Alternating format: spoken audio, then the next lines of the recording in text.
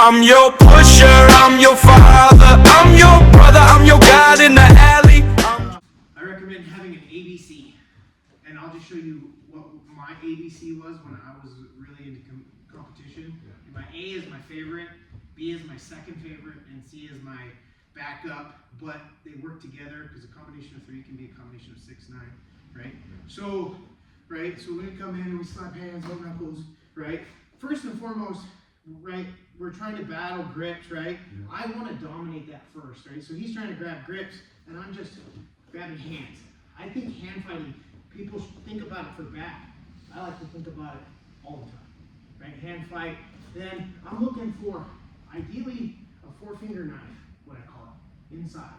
The reason being is because I can push him with my elbow a lot easier, and getting a cuff or a sleeve.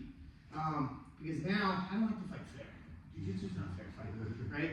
He can get one hand, I've got 2, right? And I'm just pushing him around. If he lets me push him around, okay, I'll probably just step in and I'll swing off, okay? But most likely, he doesn't, no, I don't know he push me down. So he pushes back, and I can step him down. Okay, keep him in front, and then I'm releasing chest to chest. So let's just kind of go in and top on him out, real quick, do it a few times, and then I'll add to it. Don't let him grab you until you're like, we'll grab him out on the ground. Yeah, push him, he pushes back, and then you snap. So don't train. Use your, turning him, right, kind of more like an Olay, we can just spin around, right? When I push in and he pushes back, I'm snap, drag. It's a snap and a drag. Because I want him in front of me, so then I can let go. And yeah. Perfect. And then need it too.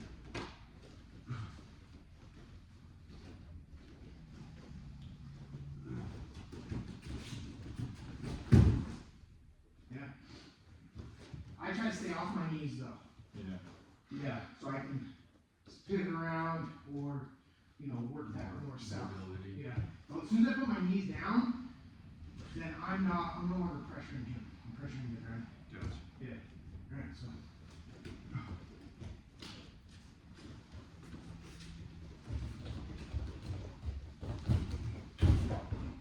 Start. Yeah, that's alright. Let's go one more time through. So what I want to do, right, is when I push in and he pushes back, I'm backing down, and then I'm here. Because then I'm starting to work in lapel choke, or I'm spinning around to the backside. Yeah, you can feel it once he's going, and then I just let go, and I sprawl out, chest to chest, chest to back.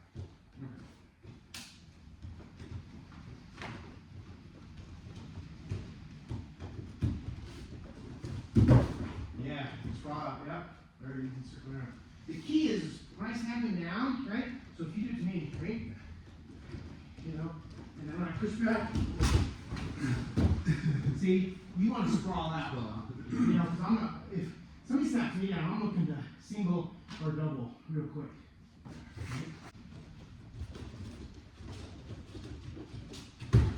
Yeah, nice.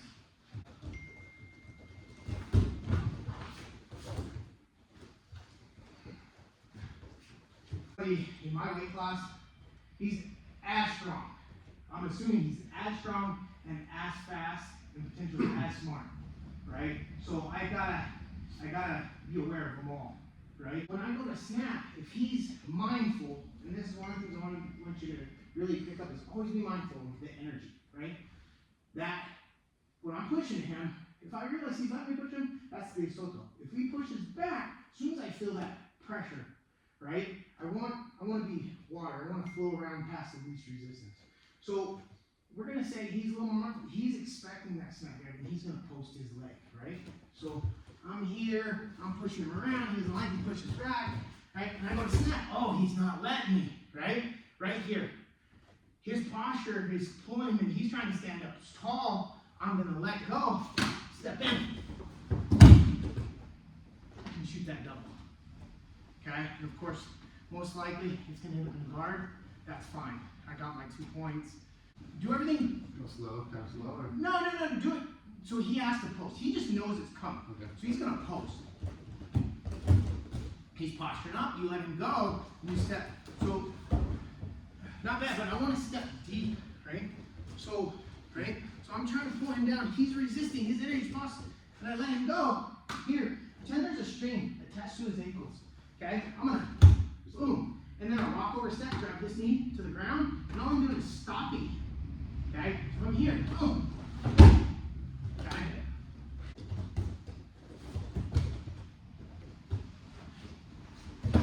Oh, sorry. Both legs. Yeah. Both. Yeah. Yeah. Just Drop down. yeah. So you guys learn double legs in here? Yeah, I mean we do a bit, but you know they're coming out. Right. So here's a drill. Right. So just stand tall, put your hand behind your back, right? So what I'm gonna do is I'm gonna step deeper, rock over step, and you kind of feel him tilt over a little bit. Yeah. See? All I have to do is stop his legs, right? Because you guys understand the triangle of the takedown, right? He has to take one step to complete that triangle. All I'm going to do is prevent that. So I'm just keeping him from taking that back step. Now, right?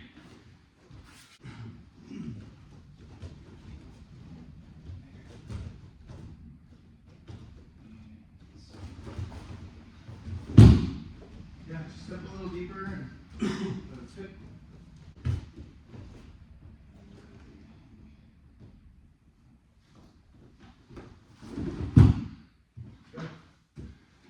So there's 3. We got the assault. I'm not going to worry about practicing it.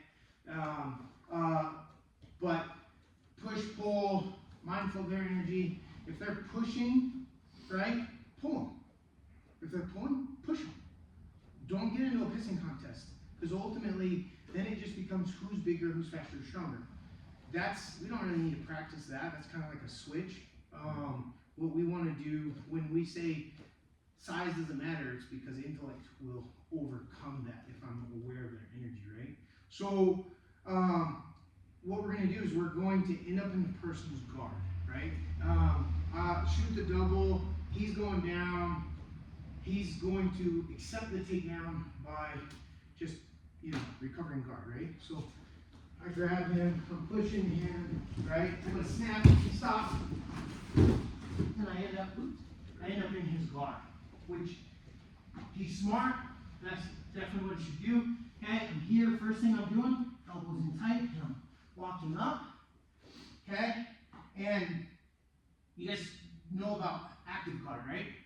So he lifts his butt up high, pinches his, yeah, I'm gonna break down. So what I wanna do first thing is I'm walking in, I'm squeezing the core with my glutes, okay? Without my hands, he tries to pull me forward, it's much harder, right? Keep my hands in there, squeeze my glutes, much harder. Now, third thing, pinch his butt cheeks. Now, yeah, I can stay here all day, right? He's working hard, he's even using his hands, that sort of thing. Okay, I'm here, I like to grab pants, okay, and then I'm just shucking. Okay, as soon as I'm here, I'm going to combat base. Boom, okay? Staple that leg. If it's not my partner, slice over that, whatever, right? But I'm here. Now, stapling him, this is all great, but he has one last option, and that's that potential deep half, right? Well, yeah, he can there, but if he can get those legs, he doesn't quite have the long legs, you probably could do it. So I'm gonna hook this, get this cross face, back step. Once I've got this back step, I can let it go and bring in. Sometimes they'll figure for this arm. That's fine. There's not this. Just slow him down. He's tired. It's fine. I'm on my knees, but if I pop off, then he's carrying my weight. So remember, there are counters to counters to counters. Everything I showed you, there's a defense, there's a counter to it, and then a counter to that. So I like to reverse engineer things when I'm learning it and stuff. But what I try to teach is jiu-jitsu that meets jiu-jitsu works. In the beginning, we learn fundamentals mental stuff that beats anybody. Like, all of you would probably kick the shit out of the guy you were when you came in, right? But I want to beat the guys that, I studied black belts before I was a black belt. I'm like, I want to know what's beating black belts, not white belts, right? No offense, right? I don't want him to establish any type of guard, right? Which he could do the half, or he also wanted that shin shield, right?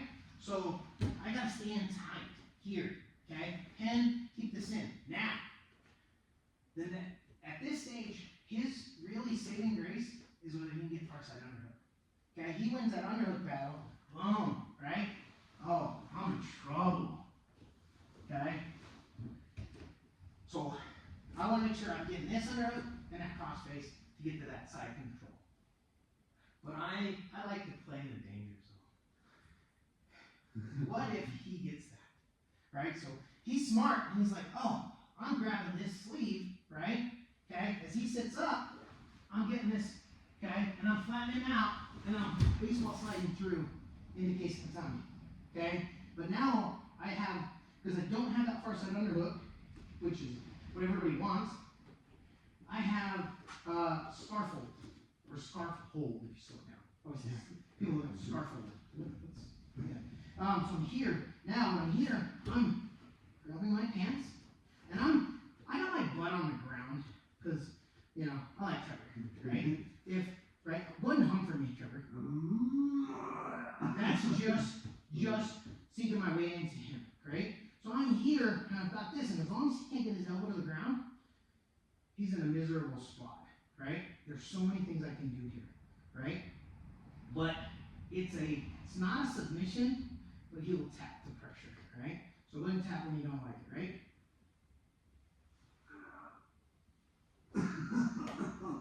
I can just hang out there and wait for him to exhaust. He can probably, I think John can probably take some agony, right? So I'm here, and I'm not doing it as hard as I can, but it's uncomfortable, right? But let's just say I am doing as best I can, and I just can't get it. Boom. Yeah. There's an arm bar, right? If he's here, he doesn't have the shoulder flexibility, but if I throw my leg over, there's an Americana, right? So, remember, we call it a scarf hold. It is not a submission, but if people don't know how to breathe, it will be. Because you're sinking in, you're cutting off the diaphragm and the intercostal muscles, and it's like, every time they breathe out, they can breathe less in, and it's a panic attack. But if you know how to breathe, you can sit there and you're just miserable, but you'll be fine. You won't, it's not cutting off air, it's just making it so difficult to breathe, and you're so tense, and your demand for oxygen is so high, you usually tap. But you get to purpling up, and you guys get, like me, I can just piss in there, I can just suffer. I'm like, oh, and they won't tap, so you have those arms, that arm to attack, that sort of thing, right? I like to think of my jiu-jitsu as it's just me and this dude, middle of nowhere, nobody around. I used to teach a lot of cops, and in a rural setting, so they're long ways before they got back up. You want to be in a fight, you want to, worst case scenario, nobody's going to be coming to help me anytime soon. I want to wear this dude out. I want all my positions to control, whether he's not me in guard, side control, I mean, I will control the position, even if you have me, let's say, on bottom side control, right? So he's got me in bottom, I've screwed up here, I don't know what it is, okay? I'm thinking punch prevention, right? So he goes and he wants to hurt me, right? I'm controlling this. I'm holding, right? And I'm not worried about it, okay?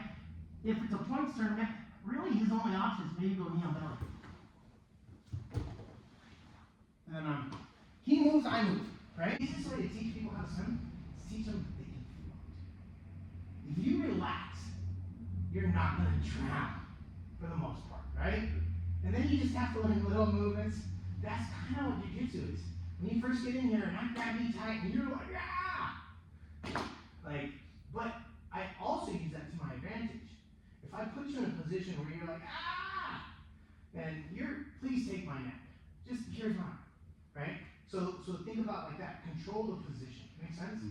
All right. I mean, I could go forever, but what I would love to do before we go live is there anything you want to cover that I went over better, or is there anything you're working on that, like, I would love to just be like, yeah, this is what I would do in that position. Anything you're struggling with? No, that's good. All right. Good. Yeah. We've just been starting to guard pass it. Yeah. Airplane I pass. rate guard passing. I start very simple, and it's either smash or stand. Right? Yeah. There are variations of those, but I'm always going to smash pass first, partly because of my size and my low foundation. And I would encourage you to make sure you're working on your flexibility. I know some people just sitting in this position is tight. I encourage you to open up your knees or open up your feet. Try to sit your bottom there. The lower I am, the less you can pull me and break my posture. The reason I don't like to do a standing pass, right, is the higher we get, the easier it is to break our posture, okay? But if I were as thin as you guys, John's legs, man, that's gonna be a hard pressure pass, right? So chances are I'll have to be water and not have a static. Don't get tunnel vision. Don't be. My favorite pass is whatever you give me. Does that make sense? Yeah. Right? And so if you set up, it depends on what kind of guard you have, right? And if I can be fluid, nothing's permanent but change. So I rolled with it and I was like, man, he does have an impassable guard, but it's not one guard. If you have a closed guard, half guard, Z guard, spider guard, whatever, and that's not, no. Like, there will always be somebody that has the key to that. The key is fluidity, right? I'm going to play one guard that links into another guard, links into another guard, but it's based on what you do, and I just keep flowing, and you have to keep changing. So that's the best thing. Go ahead and give me your favorite guard pass, right? Opening the guard or just the pass?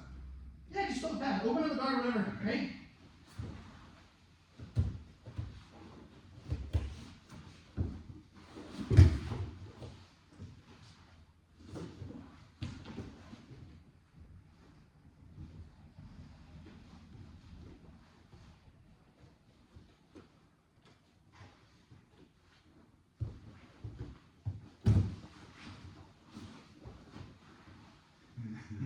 See, just flow.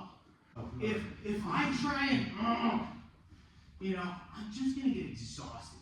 Even if I win 9-10 matches in a day. And the key is everybody gets tired. You just get tired. The key is to stay relaxed and calm and be fluid and playful. As soon as you try and, John's strong as shit. There's no way I'm gonna outpower him all the time, everywhere. Even if I do, I muscle my way past his guard. Now I'm exhausted. I'm breathing hard. If he's chill and relaxed, use structure, not muscle. Use skeletal structure, not muscle structure. Make sense? Because if I'm holding you with a flex, I'm burning energy. And also use your everybody here, you know how to drive stick? Oh yeah. Alright. Love their own stick. That tachometer. Yeah. That's your breathing.